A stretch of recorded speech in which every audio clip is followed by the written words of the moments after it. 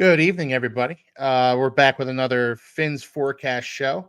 It's me and Anthony right now. Hopefully, Josh is going to join us in a little bit. He's been having some internet problems, I believe.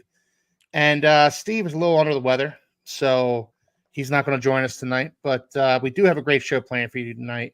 We're going to go over the absolute debacle that was the Indianapolis Colts game. We're going to go over the game against the Arizona Cardinals coming up on Sunday. And Tua is coming back, guys. So there's a lot to discuss tonight.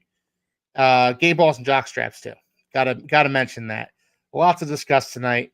So stay tuned, and we'll be right with you.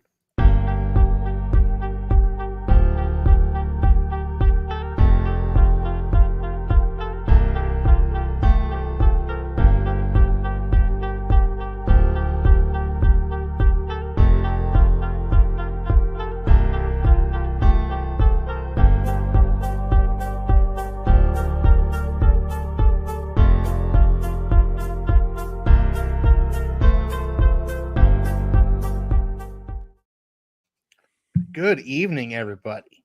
We are back with another Phins Forecast show. I've lost count again about how many shows this is. This is 11. It's 11. 11. 11.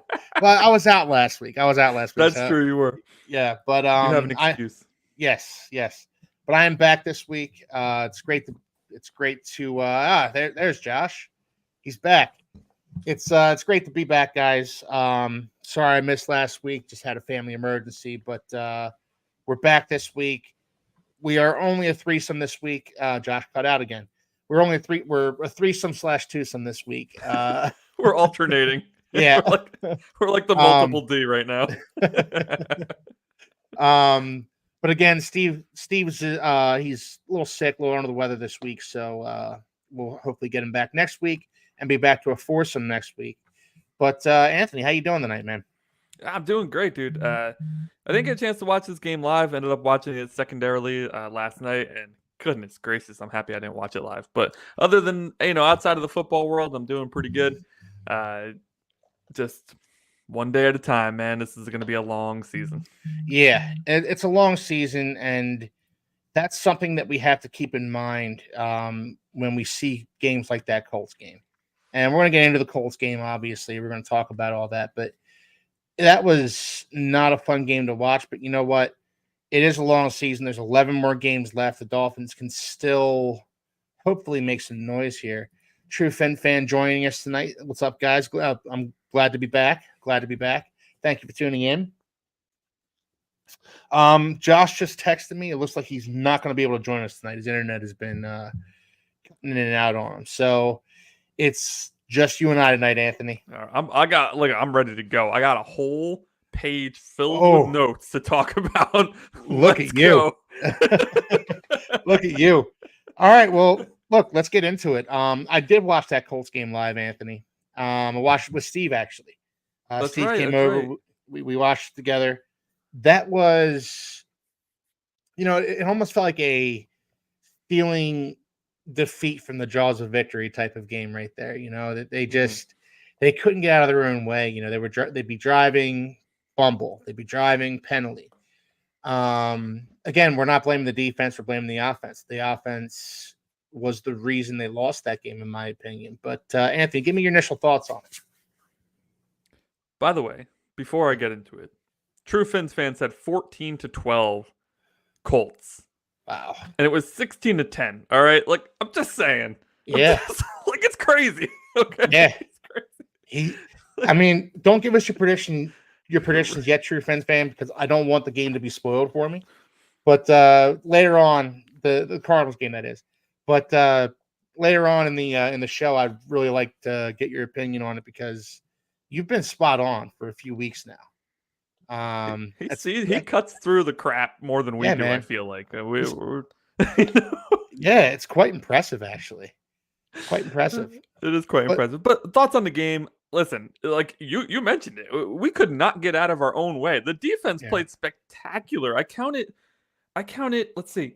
There were 5 Colts 3-and-outs in the first half. What more are they supposed to do? Yeah, that's a perfect first half. Absolutely perfect. Letting up the field goal at the end of the first half, okay, that's a bummer. They let up the one big play. that put them in field goal position. Then they get the field goal. But like 5 3-and-outs and in one half, I think if you had said that to anybody ahead of any game for any team, they would have said, well, our defense is playing pretty good, huh? Yeah. Right? Absolutely. We must be winning. We must be winning that game. We must be dominating that game. Yeah. But our offense is putrid, man. It's putrid. We score 11.7 points per game. 11 points. It's last in the league by a large amount. Okay? Yeah. A large amount. It is.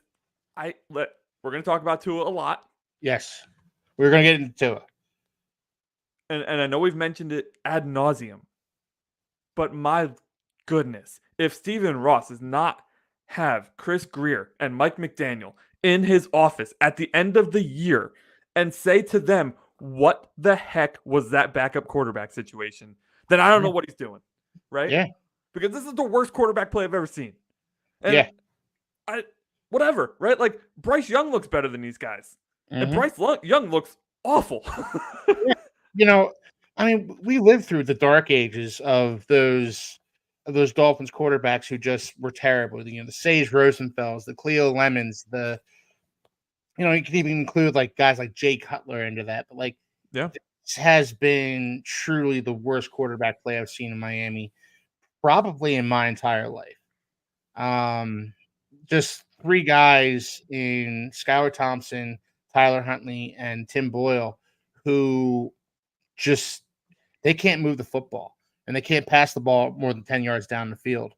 And, I think that there was a pass by Tyler Huntley in that game that was actually kind of perfect and Tyreek Hill should have run under it. But I think Tyreek Hill was so surprised the ball was coming to him. Oh yeah. I remember that play. Yeah. That like, I just don't think he was expecting it / looking for it. I think he was just running his route and not expecting the ball to come to him. It may have been the most beautiful throw that Tyler Huntley has ever made. Yep. But like in Tyreek's head, I could see it. Like because I would be thinking the same way, right? In Tyreek's head, for one, he's double covered. Yeah. For two, he's along the sideline. And for three, this quarterback ain't throwing crap like that before. So why would you expect that ball is coming your way? Right? Exactly. It ends up being a dime that would have landed right in the breadbasket if Tyreek would have just looked up. But I can't blame him. He's probably run that route 65 times in the last 4 games, and it's never come to him. So why would he look up?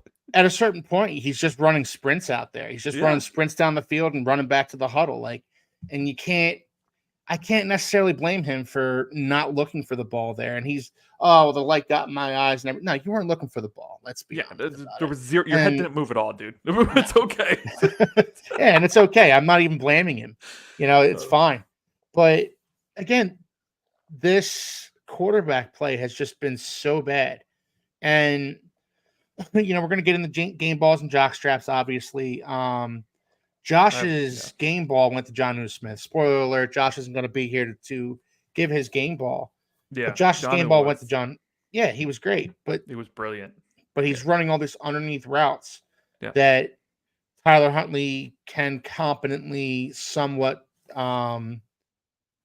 hey, Josh is joining us from the chat. Aqua Ace here for support, technical issues. No problem, Josh. No problem. True Fin fans' response. It's so true. He's going to be talking about that as his greatest throw of all time. Didn't even complete it. Yep, and how it landed in between. And you know what? The defenders, they weren't looking for it either. No, that's the thing. Like there was 3 defenders. There was 3 defenders in the area. There was Tyreek Hill in the area. None of them were looking for the football. None of them, So that tells you all you really need to know about the Dolphins quarterback situation. When Jonnu Smith is getting the game ball because he's running these 7-yard in routes that Tyler Huntley can hopefully competently complete. And Tyreek Hill wasn't looking for the football. Jalen Waddle got like 1 target in that entire game. Now, it wasn't all bad. It wasn't all bad offensively. No, we had a lot of nice plays actually, but more than we've seen in a while, I would say. Yeah. Some nice runs by Raheem Mostert. He's starting to kind of look like he did last season. Devon Achane is kind of getting some of that explosiveness back, and even Jalen Wright had a few good runs. So like he's so good, dude. he Jalen Wright is so good. He is. I am looking forward to a tandem of him and Devon Achane for the years to come. It's going to be a thing to beauty, a sight to behold. Fantasy managers aren't going to love it too much, but I don't care about them. I care about the Miami Dolphins. Let's see. Yeah, you also predict Johnny Smith would have a breakout game. Absolutely. Listen, and even Ingold, I know Ingold, like I'll talk about the fumbles in a second. Yes, of course. Yeah. Ingold had a 25-yard catch down the sideline. Mm-hmm. He's a fullback, man. Yeah. Like, that was a beautiful play. We had a 25, 26-yard Mostert call called back again because that's just what we do. Yeah. I mean, the Colts won drive in the first half. They're inside of our 10-yard line. They fumble the snap, and Zach Sealer just does a full belly flop between the quarterback and the lineman and the running back just to get that ball, loses his helmet. Yeah. Absolutely incredible play. So, like you mentioned, man, there was a lot to like. There was a lot to hate. There's always a lot to hate right now. But at least the funny part is our quarterback didn't look worse than theirs. No. Anthony Richardson looked awful. Yeah, and when Anthony Richardson was drafted, and I'm going to go on a little rant here, but when Anthony Richardson was drafted, he was super raw. Probably one of the most raw quarterbacks I've seen come in the NFL, especially with all the tools that he has. He has a rocket for an arm, he can run like the wind, but he was a guy where going into the season, I said, don't let him play for 3 years.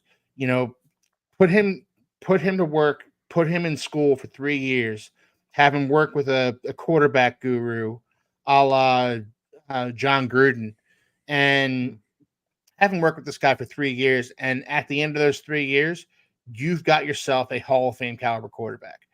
But the problem is Anthony Richardson's going out there. He's missing throws left and right. He's scrambling when he shouldn't scramble. He's staying in the pocket when he shouldn't stay in the pocket. The guy's actually a mess, and he made Tyler Huntley look competent, which is hard to do. Hard to do, honestly. And Huntley was trying real hard not to, man. He was trying real hard. Oh, absolutely. Man. He was like, "There's no way you're gonna be worse than me today, bud." Yeah. So, that's a good point. Yeah. So we get into the red zone at one point, and we get a fumble from the least likely of guys to fumble in Alec Ingold. That was a back-breaking play. It really just the game felt like it kind of shifted from there. I don't know how you feel about that, Josh. Anthony, I'm sorry. Josh is down there. Yeah. No, I'm reading Josh's name on the thing and looking at you. I'm sorry. No worries. Listen, I just wrote down my raw notes from watching the game last night, and that's what I carried into today because I just wanted to know what my raw reactions were when this stuff happened. When Mostert fumbled, I thought it changed the momentum of the game. Yeah. It was early in the third, about 11 minutes left in the third quarter. We're driving down the field. We're easily look like we're going to go up 17 to, I don't know if they had 10 or 7 or 3 at this point. I believe they had whatever the score was, it doesn't matter. It easily looked like we were going to score on this drive. The offense looked good. They were in a rhythm. They're moving the ball, right? It's obviously their scripted second half play calls. And then Mostert loses the fumble. Yeah. And then we get into the range of our offense that has really struggled, the non-scripted range, right? These plays aren't prepared ahead of time. They're just coming in from Mike McDaniel, and then Huntley, don't even know his name. That's how good he is. Huntley has to make it happen, right? That changed the momentum, but we still weren't out of it. They had the chance to tie it up at that point. Ingold's fumble lost us the game. Yeah. That was it. That was the dagger right there. The team completely fell apart after that. We lose Huntley too, so Tim Boyle comes in. Looks like it's a guy who smokes 12 packs a day coming off the street throwing the football in a football game, in an NFL game. It was just We had a lot of penalties in the first half too. I Yes. had like a penalty counter. I was trying to keep track, but it was like watching a condensed version. So penalties did kill us again, but it wasn't the thing that killed us the most. The No. 2 fumbles by the 2 most unlikely guys to fumble Yeah. is what killed us the most. Like, if that's Achan, if that's Wright, if that's one of the young receivers, because Malik Washington got a lot of play in this game. Yep. I understand that. Like, okay, they're not used to how hard NFL players hit. They're not used to the punch out yet, right? They're working on some stuff. But for Raheem Mostert and Alec Ingold to be the ones to lose the ball, gosh, I mean, your captains on this team, your leaders on this team, that just completely drained it. And I mean, the team is leaning on the running game. Like, we have no passing game to speak of. Nope. And I do want to talk about that a little bit afterwards. But yeah, of course. Yeah. I just think that right there, you could see from just being a fan, you don't have to have any football knowledge, the momentum changed, and then the momentum was gone. There was just none in the Dolphins' favor after that second fumble, and it didn't matter. We had plenty of chances to win this game still. They were up 16-10. I mean, they kicked these 2 rinky-dink field goals after failed drives of their own. Like, we had plenty of time to win this game. This was not like a last-second touchdown that they didn't have to kick the extra point on. It was 16-10 forever. And we just couldn't do anything.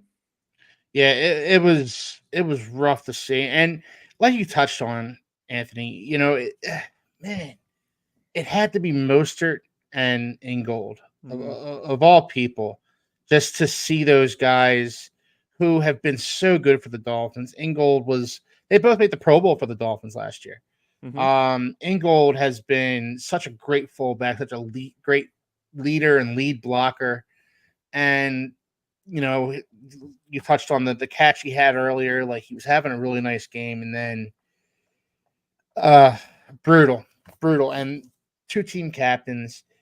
And it's hard for me to. I'm not giving either of them the jock strap, honestly. I know, another spoiler alert, Josh gave Ingold the jock strap, and I understand where he's coming from there. I understand it too. I mean, it just said he lost the game. Yeah. He had a really good game otherwise, but that was a backbreaker. Yeah. 2 sure-handed players for us, backbreaking for sure. Yeah.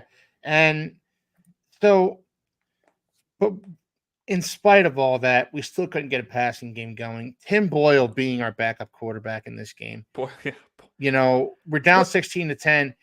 In what world is a team down 16-10 and you think we're pretty much out of it?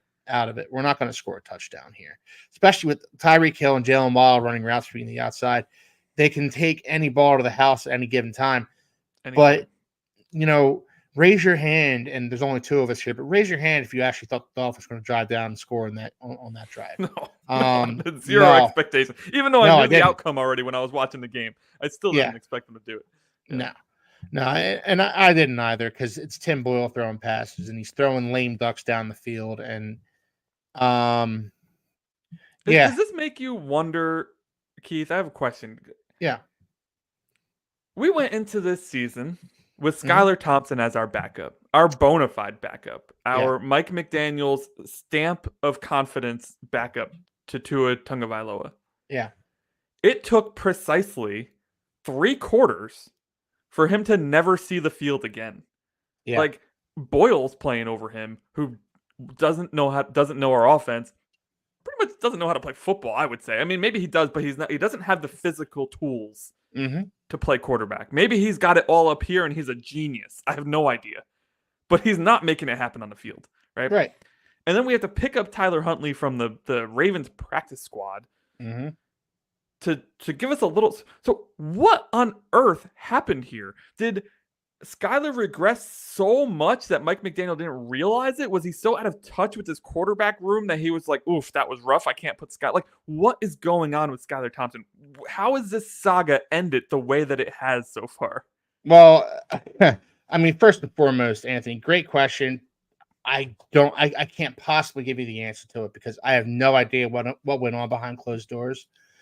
But I think Skylar Thompson got the job in the first place based on the play that he demonstrated in his rookie season. I think, I don't know if you remember, but like back in the preseason of his rookie season, he looked like the best quarterback in the roster. Oh, And yeah. that He was better, sharp. better than People Tua. were calling for him to play over Tua, remember? Yeah, I do. I do Yeah. remember that. And you know what? Like, I saw him play in the preseason, and then you know what it reminded me of? I remember when Dak Prescott was a rookie. Dak Prescott was a rookie, and he just lit it up in the preseason and looked amazing. And then Tony Romo gets hurt, and Dak Prescott steps in and kind of just takes that job and just runs with it.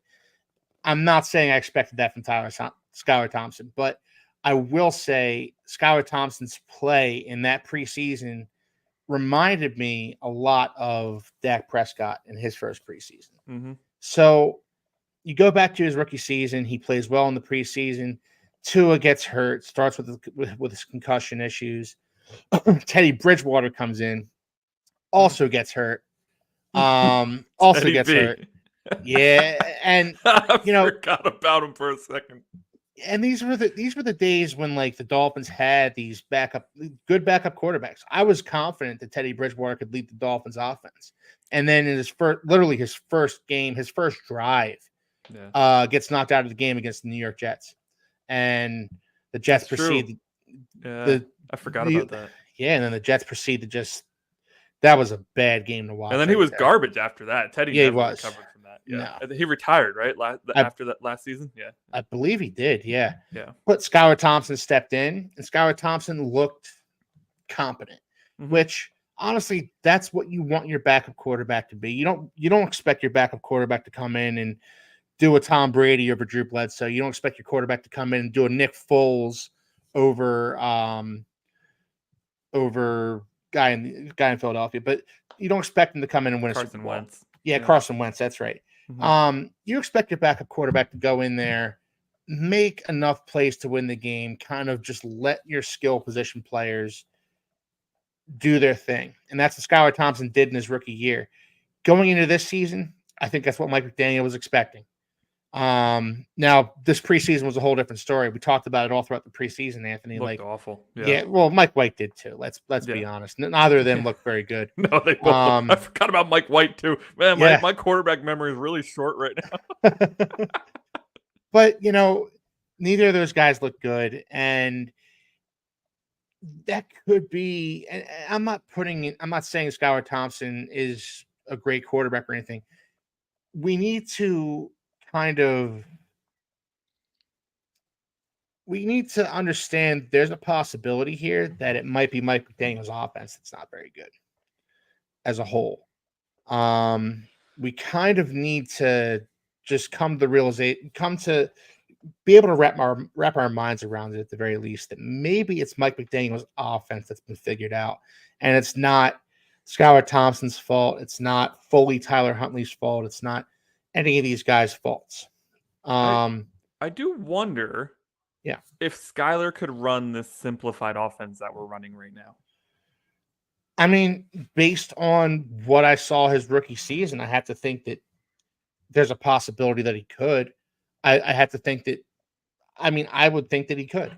I had like when we saw him come in, they were still doing everything they were trying to do with Tua, right? It was just madness. It was like Skylar's not Tua, man. You can't just run. Like, if you want to run the same offense, you have to have a backup that's just like your starter, which good luck finding another Tua. That's easier. I mean, you know, but let's bring Drew Brees out of retirement and right. Yeah. And de-age him 15 years. Then maybe we can find another Tua. I will say, what did I want to say about this thing? Oh, so I know at one point Josh was going kind of crazy in our text chat about the laughing on the sideline with Tyreek and Waddle and Mike McDaniel, and on the rewatch you hear the announcers actually talk about this, and I think it's a good call out by the announcers here, because my initial reaction was that too, like, why are they laughing on the sideline? And the announcer's point was like, these guys aren't getting the football. These are two superstar wide receivers who have not even had a target in weeks, right? I mean, this is a morale boosting situation that Mike is doing on the sideline. Like, he can't let these guys get so sour that they're not even trying out there. And I haven't actually seen that. I mean, there's a Tyreek issue where he doesn't try to catch that ball, whatever.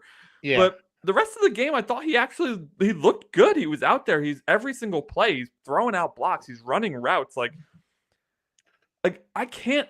I know we've given him the jockstrap a couple times in this time frame, but I can't realistically say that like it's his fault. No. Like even if he was out there giving 120%, if they're not looking his way, what does it matter if he's giving 120 or 30? It doesn't. Right. Because they're not looking at him. These are one read quarterbacks, and if their read's not open, Huntley just scrambles and gets sacked behind the line of scrimmage. Like I mean, I've never seen this. Like we mentioned already, the quarterback situation is so bad. But to put the cherry on top before we get into some positive stuff with game balls, an uncatchable throw on 4th and 2 to end the game. Yeah. What? I couldn't do anything but just laugh because what else are you supposed to do? Well, you laugh to keep from crying, Anthony. That's what you do. You know. Let's go to the chat here real quick. So hard on McD for signing off our backup quarterbacks. Complete failure on his part for lack of. Yes, I agree. I agree. But I also, again, I personally, and I think you remember this, Anthony, like I personally had a modicum of faith in Skylar Thompson to be able to lead us to a couple of victories during Tua's absence. I did. I thought so too. Yeah. You know, I had a modicum of faith. Not, you know, I wasn't going nuts about it, but like I did think Skylar Thompson was good enough to get us to 2-2. I mean, it's the cushiest schedule we could have asked for. I know. The Colts are awful. The Titans are awful, but their defense is pretty good. The Patriots the Patriots are calling for Mayo's head already. Like, we have faced really bad teams. Yeah. The only real good team we faced was the Seahawks, and we were in that game. Yeah. We were in that game until the Seahawks kind of ran away with it in the fourth quarter. And the Bills, but the Bills are just... Well, the Bills, they're like the Chiefs, man. They're just always good at this point. I mean, you know, Halloween season being what it is, the Bills are our boogeyman. The Bills are our... they have Amari Cooper. Oh, that's next week. Let's go. Yeah. I don't even want to... But, all right, so the problems here are deeper than just lack of quarterback play. It's the scheme not evolving and giving defense constant replays. I think to a certain extent. Yeah, I think the last 2 games, Mike McDaniel has simplified this offense quite a bit. The amount of guys moving at the line has reduced significantly. But you're right. I mean, it's predictable. But to his point, there was a stat thrown out there, and this is actually regarding Kyle Shanahan, who Mike McDaniel coached under. And against some of these defensive coordinators, some of these better defensive coordinators like Steve Spagnuolo with the Chiefs, Kyle Shanahan has a putrid record. Like I think he's got 1 win against some of these defensive coordinators. This scheme has been figured out. It's on Mike McDaniel now, and Kyle Shanahan for that matter, to evolve, to get better, to do better with their scheme. And I need to see that from Mike McDaniel. If he doesn't evolve, this Tua discussion we're going to have in a few minutes here, kind of moot. I mean, speed kills, and as soon as they take the speed away, if you crumble, then like you need to have a secondary plan, right? Yeah. If your speed is suppressed. Yeah, and absolutely, Josh. The problem is, you know, the offense was built for Tua and his abilities, and none of our backups have his skill set. And that is on McDaniel for not getting a guy who, you know, I mean, a Chad Pennington, a guy with not a rocket arm, but a guy who's accurate, a guy who can make quick decisions and get the ball out quickly. Like, this is what we needed. Instead, you got Tyler Huntley, who wants to be Lamar Jackson and stand in the pocket for 8 seconds and find a receiver to get open. You know, yeah, Russ was out there, man. Yeah. And you know, and Russ is another one. Like, you know, Russ is a guy that was out there. I mean, there was guys out there that could have. There's not a lot of guys with that skill set. Period. No. Right? I mean, it's the reason guys like Brock Purdy end up being good for the 49ers, because there's just not a lot of quick twitch, get the ball out in half a second guys out there. Right. So, like, if one becomes available, like, Russell Wilson takes a lot of sacks, so he's not the quickest release quarterback ever, but No. he has a lot of the similar skill sets as Tua. And looking at the price that they paid for him, I mean, yeah. But would he have come in if he knew he was going to be the backup? Because he went to Pittsburgh with the understanding he was going to be the starter. And he ended up backing him up for 6 games anyway. Well, yeah, but sure enough, as soon as he's healthy, the Steelers are 4-2. Steelers are 4-2. I think we tend to forget, similar to our jobs, there's an HR component to football as well, and that's certainly part of it. I think the question two ahead here, the true Phins fans, next one is really good. It's not only that it's not good. It's not that it's not okay. It's a head coach that doesn't have the ability to keep his system evolving. Plus, it's too one-dimensional. Yeah. I'll ask you guys this: what is this team under the same circumstances with Mike Tomlin, Mike Vrabel? Those are head coaches. Mike Vrabel doesn't have a job in the NFL, so he got fired. Like, he couldn't do it with poor quarterback play in Tennessee, so I don't think he's doing any better. I mean, he had the Will Levis and Ryan Tannehill experience, and Malik Willis, who ends up going to Green Bay and looking like a superstar. So I don't think Vrabel's a good example. But Mike Tomlin, look, this he's a one of one, honestly. There's nobody like him. I mean, for my money, Mike Tomlin's the second best coach in the NFL right now, behind Andy Reid. I like Mike Tomlin, and being from Pennsylvania, I have a lot of friends who are Steelers fans. Mm-hmm. They're like 50-50 on whether or not they want to keep. Yeah, that's crazy. It's a very divisive issue amongst Steelers fans, and I don't get it, because I look at Mike Tomlin and I say, this guy's a stud head coach. I would kill to have him in Miami. I would give him a lifetime contract if I could, because I just love the way his teams play. They're gritty. So, I don't know that we can do that. I understand what you're saying, True Phins fan. I don't know that we can compare, what this team would be with Mike Tomlin or Mike Vrabel. Like, this team, Mike McDaniel was the coach of the Miami Dolphins, and I don't love his offense. I don't love what his offense has done into his stead, but you can't argue that these guys are still going out there and running through a brick wall for him. Yeah, like, these guys are still out there. They're playing for him, man. Like Josh just said, having no quarterback, like, what did the Patriots do when Tom Brady went down, right? I mean, they crumbled. Like, having no quarterback destroys virtually every roster out there. There's been some, like, there's been outliers lately, and we're in like a what have you done for me lately world right now. So that's all anybody remembers. Like, everybody remembers Malik Willis coming in for Green Bay, but like, I mean, like, that's such an outlier though. It's just not the norm. So 40 plus runs, 2 games in a row. Yeah. And I wouldn't mind seeing the Dolphins continue to do that even when Tua comes back. Matt Castle did go. I was actually thinking about that, Mr. Snickle Fritz. I was like, somebody in the chat who is football knowledgeable is going to say Matt Castle, but he ended up being awful after that, right? Like, his career was largely as a backup. And Matt Castle did go 11-5.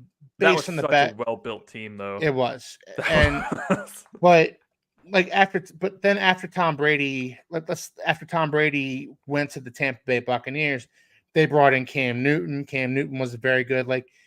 It is hard to win without good quarterback play. And and just being fair to Mike McDaniel here, it's hard to win, damn near impossible to win without at least competent quarterback play. And I don't think anybody, on this show, on the chat, is going to say that the Dolphins got competent quarterback play out of their backups into his absence.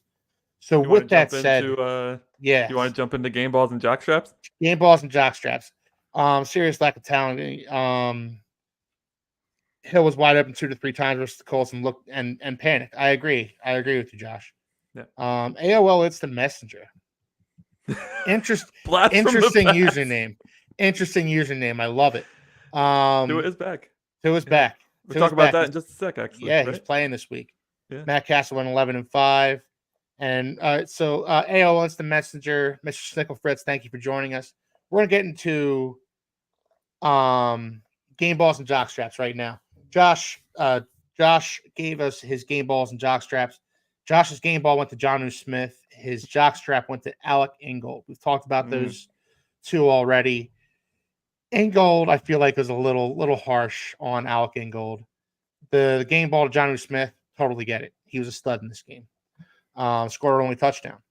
I love that the Snickle Fritz knows are the most electrifying segment in sports entertainment. The most electrifying, yes, sir. Most electrifying segment in sports entertainment. So, Anthony, I'm going to say to you, give me your game ball. My game ball is going to a tandem of Jalen Ramsey and Kader Kohou. And let's throw Kendall Full in there, too. We're going to trio. This was the best complete game that these three have had. And maybe it's because the opposing quarterback was awful, but it wasn't just pass coverage. Jalen Ramsey was a wrecking ball in that backfield, dude. He was hitting Richardson more than any other person on our defense. He was our pass rusher in this game. Yeah. It was absolutely nuts. And I'm not a huge Jalen Ramsey fan. Anybody who's been watching the past 10 episodes or whatever know that I bring him up often as somebody I criticize. And he did let up a big one in this one. But no, he's my game ball this week, so... Jalen Ramsey, you look great. Kader Kohou looked like the Kader Kohou we saw 2 years ago. Yeah, how about it, man? Absolutely. Darth Kader. That's what he looked like in this one. And Kendall Fuller, dude. Kendall Fuller, what an addition. Josh called it in the preseason. I got to give him credit where credit is due. He said his favorite addition was Kendall Fuller. Kendall Fuller has been great. This was an absolutely fantastic game by these three corners. I can't remember the last time we had three good corners, period. But listen, we are number one in the league for passing defense, okay? We've let up the fewest passing yards in the NFL. Now, maybe that's because they get great starting position, but it doesn't matter. We still own that as of week 8 in the NFL season. No, that they were awesome. I love Jalen Ramsey is quietly having another all-pro caliber season. Like, not Pro Bowl, all-pro. He's looking spectacular out there. And you touched on it. Kader Kohou looks like he did in his rookie year. He's playing with fire. He's playing with confidence. And he's quite simply, one of the best slot cornerbacks in the league when he's dialed in my opinion. And then Kendall Fuller, like you said, Josh touched on it in the offseason where he said, Kendall Fuller was his favorite signing. Kendall Fuller was a super underrated signing by us. I was personally partial to the Jordan Brooks signing, but the Kendall Fuller signing was a great signing, and man, he has paid dividends. He's a great number 2 cornerback, a great complement to a great Robin to Jalen Ramsey's Batman, if you will. And Jordan Brooks was a great signing too, by the way. Absolutely. Let's not sweep that under the rug. Jordan Brooks has been fantastic. Absolutely. But my game ball is going to Zach Sealer. Now, again, you touched on this earlier, Anthony. The fumble recovery he had where he's diving over guys, gets his helmet knocked off, and recovers the fumble. And but beyond that, Zach Sealer was just a man on a mission. Him and Calais Campbell, if we're doing tandems, I would put those two in a tandem here. They've been so great for us in the interior of our defensive line. And we're going to need both those guys to have stellar games against the Arizona Cardinals. So Zach Sealer gets my game ball because the man is just on a mission to prove that last year wasn't a fluke. His contract is not a fluke. Playing next to Christian Wilkins wasn't the reason why he was as good as he was. Zach Sealer is a force in the interior of the defensive line. By the way, I think there's a trio there too, because it's really funny you say that. I had Campbell and Hand as my other game ball. Deshaun Hand. Yeah. Wow. Yeah. Those three are great. Yeah. This is what have you done for me lately league last year. Yeah. And absolutely. And I think that's why we need to exercise a little bit of patience with McDaniel right now, guys. Yeah. Most electrifying segment in sports entertainment. I need to get those words tattooed in the back of my brain, so I just say that every time. Sixers game soon. Are you from Philadelphia at all, Instant Messenger? Because the Sixers are playing soon. Opening Spoiler night alert, against. he's your neighbor, probably. Yeah, probably. Sixers game soon. Play the Bucks, absolutely, without Joel Embiid and Paul George, but hey, look, the game's starting. Number one pass defense, number one third down conversion. Yes, our defense. Look, we're 2-4. Our defense is not to blame, guys. Our defense is 100% not to blame. Bills got Amari. Yes, they did, and we can discuss that. But next week we play the Bills next week. Let's I don't even want to think about Amari Cooper right now. I didn't pay much attention to that Titans game that the Bills played last week. I'm thinking about the Cardinals. Number 4 in total D. Yep. The only place our defense really doesn't thrive is at sacks. We're 30th in sacks. We're not getting to the quarterback. And our top 2 pass rushers are on IR. By the way, I also kept a sack counter while I watched this game. Yes. The number of sacks we missed was 5. Yeah. That's 5 times we had him wrapped. Somebody had hands on him. Yeah. And did not complete the sack. And I know at least one of those was my game ball, Zach Sealer. Zach Sealer had him somehow he escaped. And that's one of the things that Anthony Richardson does do really well. Guy is huge and he's strong. And you're not just going to bring him down easily. Jalen Ramsey got a free hit on him at one point. And, he stayed on his feet and was able to throw the ball away when it could have been like a huge loss. So that's one of those things that Anthony Richardson does do really well and needs to get credit for. There were 5 sacks that we missed, but man, it's like trying to bring down Big Ben during his prime. It was just. Can you imagine though? We go from like 30th in the league in sacks to probably in the middle of the road, like closer to the 14 range. Oh, it's true. It's true. Gotta get them sacks, boys. Which segues well into my into the jockstrap. Yes. I was just thinking that. So Anthony, give me your jockstrap, man. I've been an avid proponent of our first round pick this year. Knowing nothing about him as a non-college football watcher, I just always believe that these guys know more than we do about the people they're drafting. But Chop Robinson continues to be the most raw athlete on the field at all times. He once again just looked a little bit lost out there. Richardson made him look silly more than one occasion. Yep. Tyler Goodson made him look just like a high schooler. He does go down with an injury at one point, but he comes back in. Listen, I am super happy that Chop is getting reps because I do think that pass rushers need to get reps more than any other position. They need to learn how offensive linemen are going to play against them. They need to figure out ways to get better at attacking linemen and getting pressure on the quarterback. But man, if I didn't say that Chop looked awful this year, I'd be lying to you. Yeah. He's just not putting it together. And it becomes more and more obvious every week. I mean, Tyus Bowser, I didn't look at snap counts, but Tyus Bowser was in there a lot. I wouldn't be surprised if Bowser had more snaps than Chop. And I know you weren't here last week. We talked about, Mo Kamara being active for this game. Mm-hmm. Did he get any play? Because I didn't see him really, and I don't know what number he is, so maybe I just missed him. But he didn't make any plays, that's for sure. He's in the 50s, I believe. Mo Kamara. He might actually be number 50. Go ahead. I don't want to there's no long-winded answer here. Like we've been talking about Chop all season as we should. He's our number 1 pick. Yeah. But it's it's not working out so far. It's to use the Reddit quote that I gave you guys earlier. Somebody on Reddit said that it's the Chris Greer methodology. Draft a project in the first round, coach him up to actually be a great player, and then don't re-sign him at the end of his 4 or 5 year deal. And I mean, this just looks exactly the same, right? Yeah. We saw it with Wilkins. We're seeing it with Jalen Phillips. Austin Jackson's still on the team somehow, so at least that one is around still. Yes. But man, it's like, okay, you're supposed to build them up and then sign them to extensions, not build them up and then give them away. If you're going to draft projects, at least be planning on giving them that extension.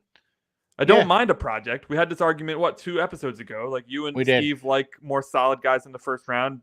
Josh and I tend to lean more project upside guys, which, whatever, okay? Your preference is whatever. The only difference between those two is one of them can start immediately. The other one takes some time to ramp up. The goal being eventually they get up to the same level, right? They even out. But if you're not re-signing the guys, then why are you taking upside guys, right? That's what doesn't make sense to me. If you're not willing to go through the process of making them better players so that you can re-sign them, then go get the guys who are already, go get the 5-year starters or the guys with like 1,000 snaps in college. Like, go get those guys. Like, it doesn't make sense to draft the upside guys if you're not willing to stick with them for their like career, you know? Yeah, I see what you're saying. You know,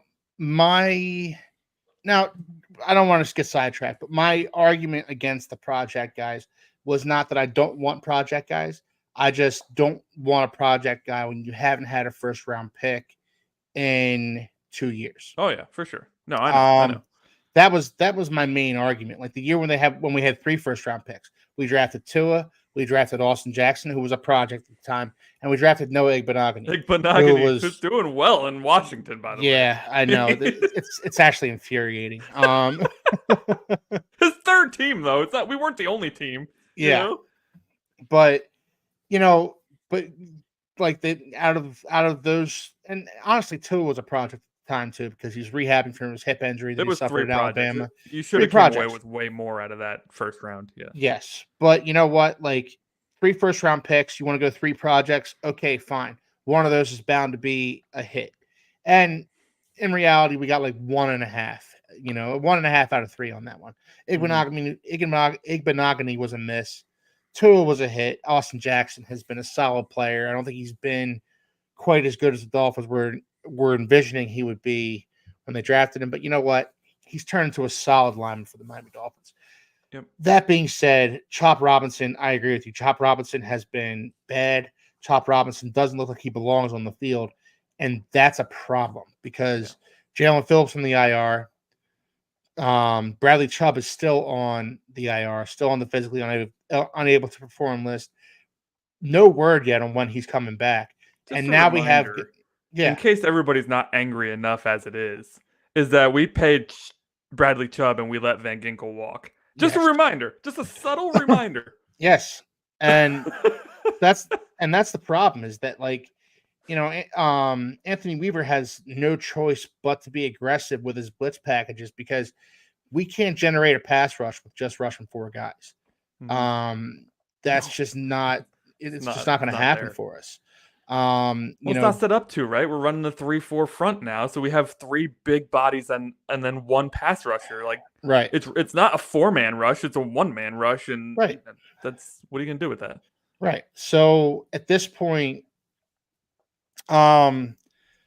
you get Robinson the reps, and you hope he figures it out. But you can't have a guy out there looking as lost as he looked on Sunday. I agree with you, Anthony. He looked terrible. He got punked on pretty much every down by whoever happened to be blocking him. Now, my jockstrap. Now, first and foremost, Julian Hill just gets my perpetual jockstrap. Every week, just assume that I could give Julian Hill a jockstrap and be totally cool with doing that. But it's got like the golden jockstrap. It's just it never goes bad. It's always there. Right. It's got one of those little locks like a chastity belt. A chastity belt. Yeah. But my jockstrap goes to Tyler Huntley. Not because I thought he played particularly bad, not because he didn't do what I expected him to do, which is just check the ball down, try and matriculate the ball down the field, hand the ball off. He was solid when he was playing, but you know what? He took a hit. He took a hit in this game that knocked him out for the rest of the game. He got a shoulder injury from it. It was a hit he didn't need to take. And because of that hit, when the Dolphins got the ball at the end of the game with a chance to win it, they didn't turn to Tyler Huntley. They turned to Tim Boyle, of all guys. and we touched on it earlier, Anthony, when Tim Boyle took that ball with under 2 minutes left to go, no timeouts, nobody was thinking, damn, Tim Boyle is going to lead the Dolphins down the field and win this game for him. To be fair, I was also not thinking that he was going to throw it over the receiver's head on 4th and 2. So no, neither did I. I thought he'd at least put the ball in play. But to throw it out of bounds, that's just, I mean, honestly, like to throw it out of bounds like that, if I'm Chris Greer, I run out on the field, I cut him right there and then. Give me your jersey. Give me your jersey. You don't even get to go to the locker room. Here's your car keys. Go home. You can shower there. You are off this team. Unbelievable. Throw that ball out of bounds on 4th and 2. But Tyler Huntley gets my game ball because Tim Boyle shouldn't have been in this game. Tyler Huntley held on to that. My jock strap. Sorry. Yeah. My jock strap. He gets my jock strap because Tim Boyle shouldn't have been in that game. Tyler Huntley held on to that ball for too long. I understand he was trying to make a play, but man, you need to have this internal clock in your head to know when to throw the ball away. And you didn't, and you got hurt. And I'm not saying he's the reason the Dolphins lost, but you know what? Him not being in there basically made it so the Dolphins had no shot at winning. He didn't even look good when he was in there. Let's be honest. Every time he threw the ball, I was like, gosh, why is a high schooler playing for the Miami Dolphins? Oh, yeah. I mean, he hasn't looked good. He hasn't looked good, but like he's at least... He's better than the other two. I know. It's such a sad reality we live in. Yeah. They don't set a high bar. So with all that being said, all the quarterback play we've talked about, all of the bad quarterback play that we've talked about. Look, Anthony, Tua's back, baby. Tua's coming back this week. So pumped. They asked him if he's going to wear one of those, protective shields over his helmet. No, he's not. Choosing not to. They asked him if he ever considered retiring. He said, no, I did not. Oh, we knew that. Right? Yeah. He said, I love this game to the death of me. Not the best choice of words. Don't love the choice of words, but you know what? Because look, there's been let's not talk about death. Okay. Good point. You go into the throwing up gangster signs when you get hit. Let's not talk about death. Let's just talk about the fact you love this game. You wanted to come back. You never considered retiring. Leave it at that, please. Yeah, but, a little surprised by the press conference. Well, what were you surprised about? I feel like it was full blown salty Tua for like 15 minutes. It was just very you could tell he's been hearing the noise from the media. You could tell he's been listening to everything that all these talking heads like you and I, but way more popular than us, are saying. Right? Not for long. Not for long, Anthony. I hope so. Listen, we'll be big one day, right? Yeah. It just... One hand, I like salty Tua, but I don't think this was the time for it because this is a very serious subject. This isn't like, oh, we heard you eat Skittles before the game, and then you went out of the game with cramps, right? That's hilarious. That's really a funny time to be salty, and if people are overplaying a storyline like that. Yeah. This storyline is literally life or death. This is your head, dude. This is a brain trauma. A concussion is literally a brain trauma. It's happened to you twice on national television where you have entered the fencing position, I guess they call it. I don't know why. It doesn't look anything like fencing, but okay. I get it, dude. You don't want to wear the Guardian cap, but just say no. You don't have to say no, personal decision. What the hell does that mean? That was just everything about it was so salty. And I completely support Tua. I support him coming back. I'm happy he's going to be back because our team looks awful and it'll look good again. And I get it. If you find a profession that you love, there's 0% chance you're going to want to let go, especially if you see everybody else in the world is so miserable working. I don't know many people that love working. So he has a dream job, right? Yeah. Why would he voluntarily give that up? And he's talking to doctors, not us. I get it. He's amazingly frustrated with the media talking heads acting like doctors. I get it. But you have to understand the situation.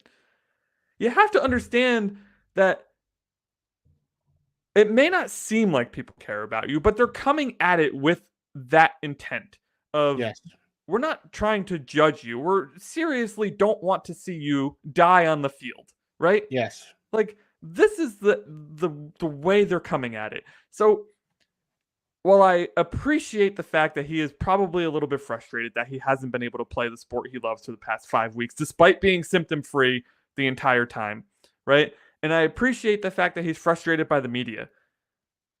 I don't think this was the time to be as cavalier as he was.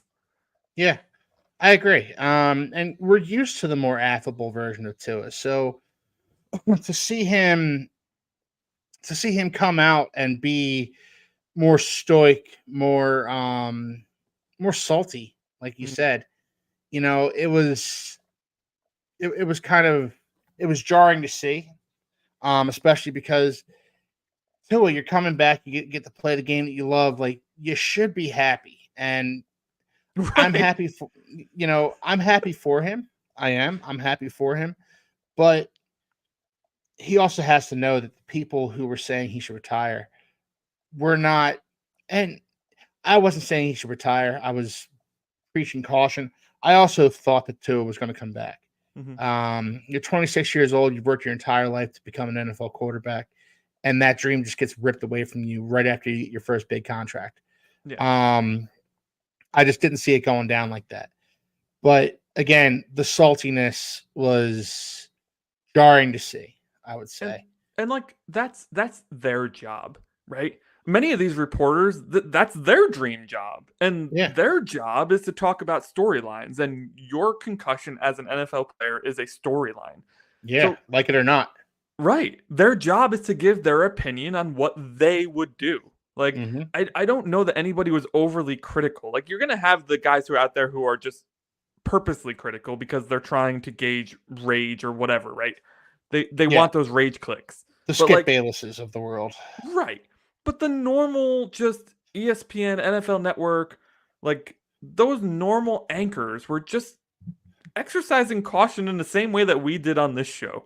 Yep. Like, I think we all were in agreement that if he decides to come back, that would be awesome because we're all big Tua fans. Mm-hmm. But Absolutely. if ultimately him and the doctors and his family decided that it's too dangerous, then we also would have been okay with that because, like, behind the helmet, behind the number is a human being.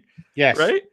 Yeah. He's got to live for the rest of his years with the repercussions of whatever, whatever happens from this. Now, to bring it back to football, outside of that, I mean, Hill and Waddle get an instant uptick, right? Like, of course. I mean, they go from irrelevant to relevant superstars again. Yeah. Right. I think, the first thing I thought of when you put that topic in the text was like, well, yeah, Hill and Waddle are back. Right. Mm-hmm. It's not just getting Tua back. Yeah.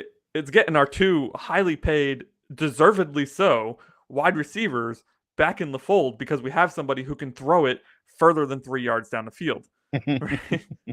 We have somebody who can throw a timing pass perfectly. Yes. Do I think it's going to be pretty the first game back? I think it's going to be a lot like that Jaguars game. Yeah. I mean, there's going to be rust, right? He hasn't been playing. is like in a timing offense with all of the motions, and I don't think they're going to bring all the motions back right away. Mike already said that is going to slowly bring him back, which is good. Yeah. But everything that goes into this offense, I hope I'm wrong, but I think it might take him a little time to get back. Now, the only other notes I had really on just your first question that you had posed as like, what does this mean for the Dolphins? Yes. Is that I think the defense will be fresher, right? Because the offense will have longer drives, more sustained drives, hopefully. Hopefully. And our defense will hopefully see some fresher legs out there. And I thought it was important. This was before I wrote these notes before Mike McDaniel came out. I thought it was important that we keep the offense simple the way it is now. And it seems like they're going to do that. So all in all, I think this is a very positive thing for our team. It's very positive for Tyreek, for Jalen Waddle, and for our defense overall. And I'm just really excited to see Tua back out there. Yeah, so am I. I mean, he's going to be a sight for sore eyes, man. He's going to be a mirage in the middle of the Mojave Desert. Like it's Mhm. just, it's going to be so good to see competent quarterback play. Dare I say, good quarterback play. Dare I Whoa, whoa, whoa, say, whoa, whoa. dare I say, great quarterback play. Well, Maybe I'm asking too much. Maybe you know what? Let me stick with competent quarterback play. competent's good. I like Competence competent. good. I Yeah. like competent. Competent will work for the time being. Mhm. Um, if I have to see Tyler Huntley throw another lame duck 7 yards down the field, I think I'm going to scream. I'm going to scream into a pillow and just start, you know. But what does this mean for the Finns? It means that they're relevant again. It means that Finns fans like you and I and Josh and Steve and not Mr. Snicklefritz, he's a Bills fan. But true Finn fan out there. It means that all of us can hope again. Yeah. Be it even if it's only for one more week.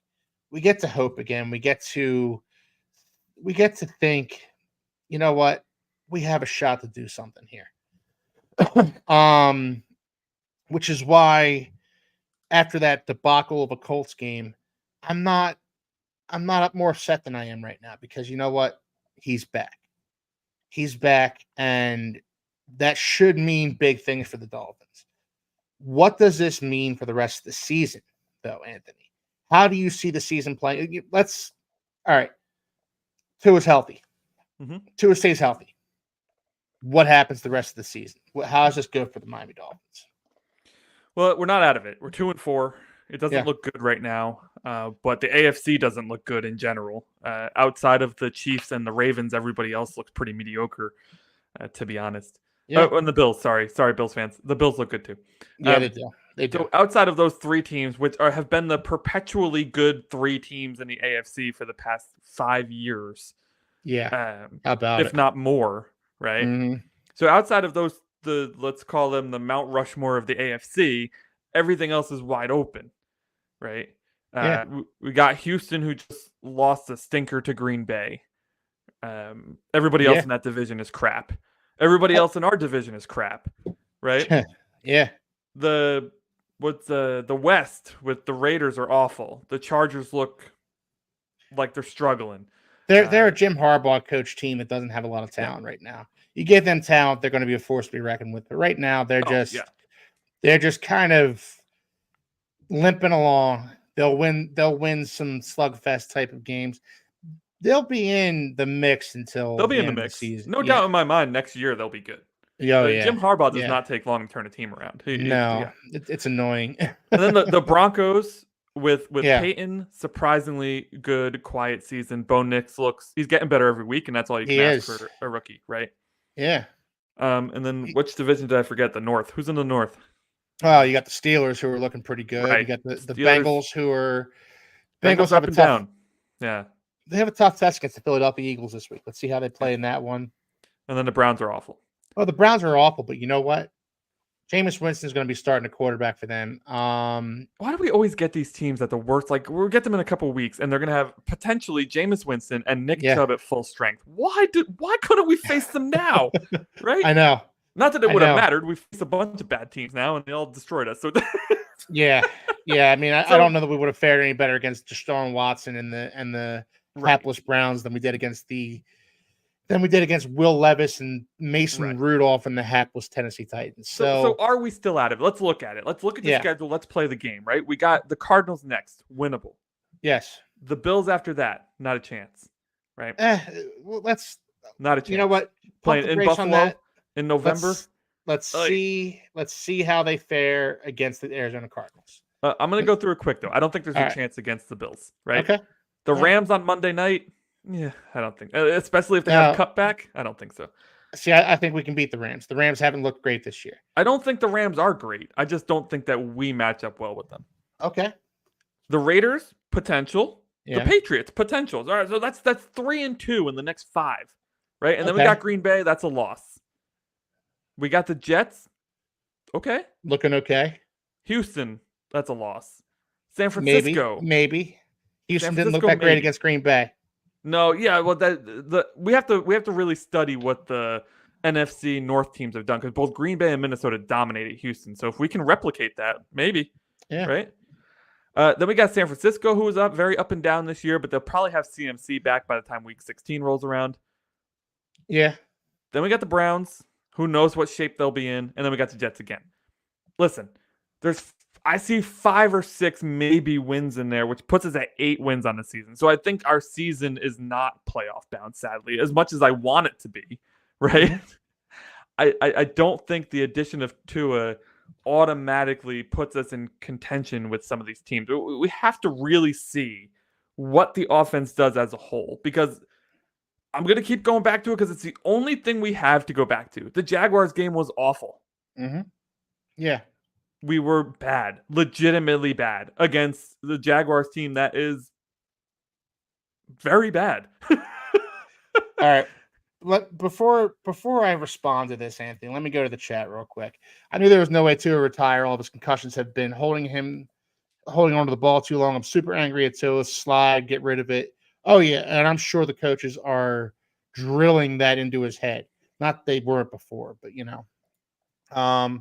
yes, we do have a shot. I agree.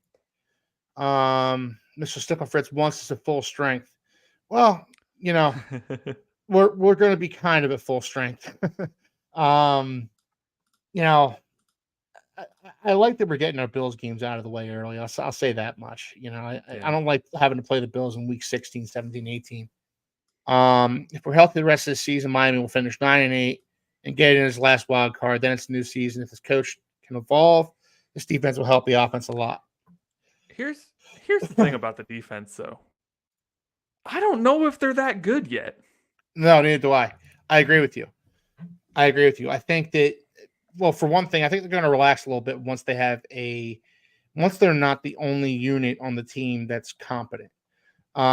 Secondly, we haven't exactly played world beaters for offenses. We've played no quarterbacks, really. Yeah. We played Allen. We played Josh Allen, and he destroyed us as he normally does. But outside of that, Kyler Murray's coming up on the docket this week. He's probably the second best quarterback we faced all season. Which is pretty sad because he looks awful. Yeah. But he is. You're right. He probably is the second. I mean, maybe Geno. But maybe Geno. I don't know. Yeah. They're in the same tier. But we faced a lot of bad quarterbacks this year. What a lucky schedule and a miserable time having lost to it. Yeah, lucky schedule. Not a lot of luck on the injury front. No. But you know what, Anthony? I'm gonna say to you is for shame. That's okay. For shame, Anthony, because that's okay. This is a time for optimism, baby. This is a time to think, you know what? If Tua comes back, we can get all cylinders going again. We can kind of get this ball rolling. Maybe we can finish with, as True Fin Fan says, a 9-8 finish, or maybe even, dare I say, 10-7. I don't think we're going to win the division. I don't think we're going to win the division. I think the Bills are going to kind of run away with it again this year. But this is a Dolphins team that can be dangerous. The offensive line has played better. They've played above their heads, and they've stayed healthy for the most part. Knock on wood. Where is there wood around here? This is a time for optimism, is what I'm saying, Anthony. The time for thinking, well, maybe they're not going to be, maybe their defense isn't going to pick up the slack. We need to positive thought, at least for one more week. Let's see how they look against Arizona, and then we can kind of reevaluate how they're going to fare the rest of the season. But for right now, man, I'm thinking he can save this season for the Miami Dolphins. Okay, so let's look at it. Let's say that we are pre-Thanksgiving form, because Thanksgiving last year is after we got that big win against Dallas, it all went downhill from there. Yeah. Right. Yeah. So let's say we're in pre-Thanksgiving form. That means that teams like the Cardinals, Rams, Raiders, Patriots, Jets twice, and Browns are gimmies, right? Mm-hmm. As close to a gimme as you can get in the NFL. That gives us 7 more wins, and then we have to steal one from one of the 4 top-tier teams that we play. The Texans. I don't think the Texans are that good. We steal one from the Texans. CJ Stroud gets pummeled by Calais Campbell for 3 sacks, and we win this game. All right. That gives us 10, right? Yep. I think that's what it's going to take. My final note on this Tua returns piece segment was what I'm looking for out of this Tua-led team is better overall play from the entire team, but I need a signature win. I want a signature win.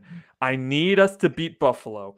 I need us to blow out the Rams on Monday Night Football. I need something like that that says, we've got this figured out. Here we go. Now's our time. I like it.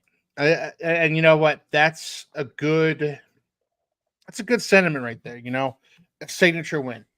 Something that Tua has been lacking the last few seasons. Mm-hmm. You know, he had a chance to get a signature win against the Baltimore Ravens last year, against the Buffalo Bills last year, against the Kansas City Chiefs, against the Philadelphia Eagles. There were signature wins on that schedule for the Dolphins, and they didn't come through. So a signature win, yeah, I agree with you. That's what I'm looking for from the Miami Dolphins this year. And if they get that, if we can get that, and I'm optimistic, you know, to the detriment of my own mental health, I am optimistic that they can. With all the teams we face, every team in the NFL has weaknesses, right? Like even the 6-0 Chiefs have at times been made to look very average at best. Yeah. Right. So Mahomes hasn't looked great. And you know, we can talk about DeAndre Hopkins saving things. He's an aging wide receiver playing on one knee. Yeah. But this is what, to true Fin fans' point, this is what those great coaches do. This is what the Bill Belichick's, the Mike Tomlins, right? This is what they do. They take whatever talent they have and they expose the weakness of the other team. It's much less about the talent you have and much more about what do they not have and how do we take advantage of it. Yeah. Right? Tomlin has not been working with the great talent up there in Pittsburgh.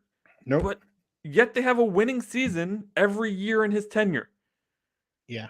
He's got Justin Fields, who was thrown away by the Bears for a 6th-round pick. He's got Russell Wilson, who the Denver Broncos literally are paying hundreds of millions of dollars to not play for them. Yep. And they're 5-2. Yeah. We need our coaches. It's a collective effort. Yeah. The head coach gets the credit, of course, but it's a collective effort. We need these guys in the film room finding that thing. What is that thing that Green Bay can be exposed, right? What is that thing that Josh Allen can't handle? We've seen him collapse before. Find it and figure out how to make it happen. And that's really like, nobody takes this team seriously until they do that, right? Nobody takes the Dolphins seriously, period. Fans outside of our fandom they're like, it's the Dolphins, whatever. They'll blow it, right? They'll find a way to blow it. That's like our mantra. Yeah. And you know what? It's fair. It's fair. Of course it is. Until the Dolphins prove them otherwise, it's fair to say that about the Miami Dolphins. Right. Yeah. But I'm a fan. And, you know, again, to the detriment of my own mental health, I have to be somewhat of an optimist about this team. And dude. No matter what I say on this show, what I say leading up to a game, what I say in my dreams, it doesn't matter. When that game starts on football Sunday, Monday, Thursday, Friday, Saturday, whatever freaking day it is that we're playing, my brain is in we're going to win this mode. Yes. Right? There's no other. If you don't go into that mode, I hate to tell you, but you're not a fan, right? Yeah. You're like, yeah. I don't know what you are at that point, but it's not a fan because fans always root for the win, no matter what. Absolutely. So, with that being said, let's segue into this Arizona Cardinals matchup. Kyler Murray, Marvin Harrison Jr., James Conner, and the Arizona Cardinals are coming to Miami to play the Miami Dolphins in Hard Rock Stadium. Yep. Now, I'm going to give you my initial thoughts on this, Anthony, real quick, because this is not a game where I feel like the Dolphins match up super well against the Arizona Cardinals. The Arizona Cardinals, they are a good running team, especially with James Conner. James Conner is a beast. He's a bear to bring down. He's one of those old school type of running backs, one of those, Franco Harris type of running backs that, not super fast, but he's physical. He'll run over you. He'll run through you. He'll run through arm tackles. And the Dolphins defense is not the biggest of defenses. So that in and of itself is a point for the Arizona Cardinals in this matchup. So tell me, offensively, I think the Dolphins match up well against the Arizona Cardinals. I think if Tua is, call it 70% of what he, of what he can be, the Dolphins are going to put up points against this Arizona Cardinals defense. But how do you feel the Dolphins defense matches up against the Arizona Cardinals offense? I think the one weak point is exactly what you said, James Conner. I think that we have the big-bodied corner in Jalen Ramsey that can make Marvin Harrison look silly. And he's been doing a plenty of good job of making himself look silly because he hasn't looked good at all. He hasn't looked good this year, right? Yeah. If we have Jalen shadowing Marvin, you're not going to see him at all. I just don't think that this is not going to happen, right? No. Because he doesn't have the speed of Brian Thomas. I know Brian Thomas made Jalen look silly. I get it. Mm-hmm. But Marvin doesn't have the speed of Brian Thomas Jr. No, he's more of a Larry Fitzgerald type of receiver, honestly. Right. And I love Marvin Harrison Jr. I think he's going to be a stud. Yes. But on this current unit, it's just not working. I don't know if it's the offense. I don't know what it is. I think it's a chemistry issue between him and Kyler, too. Those two guys don't seem to be on the same page a lot of the time. And I've never been a Kyler fan. In fact, I don't know many people who hate Kyler more than I do. I don't think he's a very good quarterback. I didn't think he was a good quarterback coming out. Okay. I think that he is a lot of hype and never delivers. And it's taking an extremely long time for anybody to kind of recognize that, and especially in the Arizona organization, to be honest. But I think it's James Conner. That's the answer. Because we have a guy who can match up with Harrison. We have two... Jordan Brooks especially can match up with Trey McBride, and McBride's going to eat, but I think Brooks can limit it, right? Yeah. We don't have a guy that matches up with James Conner. We need potentially David Long to really step up in this game and look better than he's looked so far. And one of the big notes I made, it was one of the first notes I made when we faced Indianapolis, is that our linebackers really struggled to fill the gaps. If you struggle to fill the gaps against Arizona, they don't need Kyler Murray. No, they don't need Marvin Harrison. They don't need anybody but James Conner, who's going to get you 12, 13, 14 yards a clip, and they'll run out the time. They'll score 17 points or something, and you'll get nothing because they'll have the ball for 45 minutes. Right? Yeah. So James Conner is the X factor. And if we can't stop him, we might as well go home. Yeah.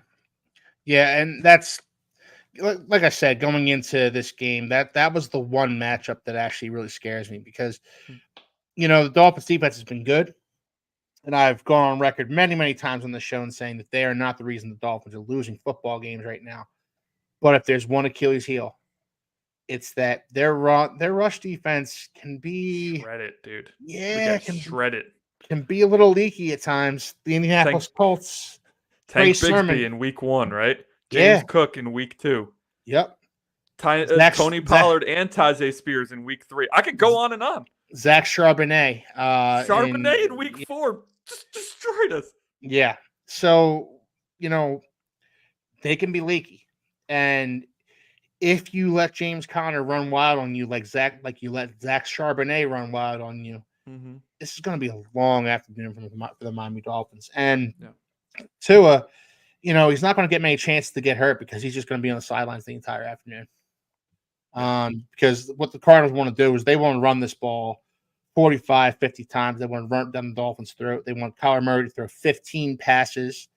If the Dolphins let them do that, this is going to be a long, long afternoon. One thing I found is that teams typically always do exactly the opposite of what I think they're going to do. So now watch them come out and throw the ball 40 times. Yeah. I think it's just I think they're playing chess at too, they're trying to be too tricky on their chessboard, right? Like they are doing self-study and they're saying, well, the Dolphins must be doing self-study and thinking that their run defense is bad and that we're going to run it 40 times. So they're probably planning to stop us, right? So let's trick them and let's throw it 30 times. Like, I seriously think, like, watching Hard Knocks has made me realize that, like, some of this stuff is just coaches not being good at their job, right? Yeah. Like, we always try to think and give them the benefit of the doubt. Like, they're in the NFL, we're not, right? They must know something we don't. But then you watch these shows and you're like, well, maybe they don't. Yeah. Like, Well, because I'll tell you, Anthony, like if I'm the Arizona Cardinals offensive coordinator, I'm saying to my offensive line, fire off the ball. Like offensive linemen, little known fact, it's probably the worst kept secret in football, actually. Offensive linemen would prefer to run block than pass block. Oh, yeah. They want to fire off the ball. They want to hit. If I'm the Arizona Cardinals offensive coordinator, and I don't even know who that is, their head coach is Jonathan Gann. He's a defensive guy. So, but if I'm their offensive coordinator, I'm going to the offensive line and I'm going to say, you guys get to eat on Sunday because I'm calling a lot of run plays. I'm going to James Conner and I'm saying, rest up, eat your chicken, eat your vegetables because it's going to be a long game. You're getting 30 plus carries in this one. Because we've talked about the Dolphins secondary. We've talked about Jalen Ramsey, Kendall Fuller. We talked about Cater Kohu. We talked about these guys that are having really nice seasons in the Dolphins secondary. We even talked about Jordan Brooks, who's having a nice season for the Dolphins. Yeah. Javon Holland will probably be back for this game. There's an Achilles heel to this Miami Dolphins defense, and it's their defensive line. It's their smallish linebackers. Mm-hmm. Man, they are going. It is coaching malpractice if James Conner doesn't get 25 carries in this game. Oh, yeah. Easy. If you have him in fantasy, you better be spinning him up, boys. Oh, yeah. Absolutely. Absolutely. So, good. Keith, looking at the stats here, I pulled some stats, not like anything super deep, just the basic stuff they give you on NFL.com, right? The Cardinals score 21 points a game, middle of the pack. Yeah. Our defense gives up 21 points a game, also middle of the pack. So it's a virtual guarantee that the Cardinals are going to score 21 points. Do you think that our offense can score at least 24 points? Well, I mean, are we getting into the score prediction segment of this show? Because I'll tell you right now. But like I just had like 3 questions written down, and this was the second one. James Conner was the first one. All right, so you know what? I'm going to say yes. I'm going to say yes. I'm going to leave it at that because I'm going to leave my score prediction for the end of this segment. Yeah. So that's kind of like I kind of wrote mine, and I know we didn't talk about this. I kind of wrote mine this week in terms of, instead of head-to-head matchups, I wrote it in like burning questions. Like, okay, because we haven't seen Tua since week 1. I don't know what matchups to look at because I don't know what shape anybody's going to be in really. Outside of the James Conner matchup against our defense, right? Well, I think for one thing, as far as the offense goes, and you asked this question, so I'm going to try and give you a thought-out answer here. I think you're going to see Tyreek Hill and Jalen Waddle. You're going to see them re-engage. Yeah. They haven't been engaged. You know, you've seen them out there blocking, and they haven't quit on the team or anything. But like, you know, we touched on it earlier, Anthony. Like, you know, Tyreek Hill's running a route 40 yards down the field, knowing that Tyler Huntley's incapable of throwing the ball 40 yards down the field. Mm-hmm. With any sort of accuracy, I should say. He's ever shot Tyreek on a few of those long plays, but I think we're going to see Tyreek. We're going to see Jalen Waddle. They're going to re-engage. We're going to see. I'm really fearful of in that re-engage comment is that we're going to go back to throwing the ball behind the line of scrimmage 65 times. Well, I mean, it's possible. It's possible we're going to do that just to get those guys back in the game. But the book's out on the Miami Dolphins. They want to throw the ball down the field. Mm-hmm. So you can't just start bombing it. You know, you can't just start throwing YOLO balls 30 yards down the field. They're going to have to kind of warm it up a little bit. Yeah. Warm the offense up, put a little Barry White on the radio and just warm them up, It's just play calling, right? Like I'm watching. We all watch a lot of football. All four of us are on football Sundays. It's just the couch has a hole in it because we're sitting there so long. Oh yeah. Like the screen passes still work. I'm watching other teams do them. They're successful. Yes. It's the play calling. It's setting up the screen. It's not throwing 12 screens in a row. You're not setting anything up at that point. And one of my fears here is that he's not going to run the ball. He's going to be like a kid on Madden. He's got his quarterback back. He's got his two receivers back. And Mikey's just going to be like, let's go, boys. We're throwing it 60 times. Where I think the strength of this team and the strength of this offensive line even is running the ball. Like our offensive line never looks better than when they're running that ball. Absolutely. The zone, like these 5 guys are built for the zone blocking scheme. Like it's unbelievable. Yeah. And even Julian Hill looks good doing it. And it's hard to make him look good. You mentioned Mr. Unmentionable.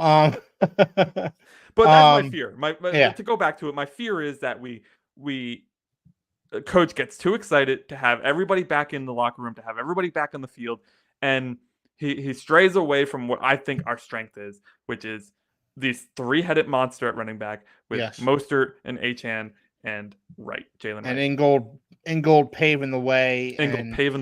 And Durham Smythe, and yes, even Julian Hill.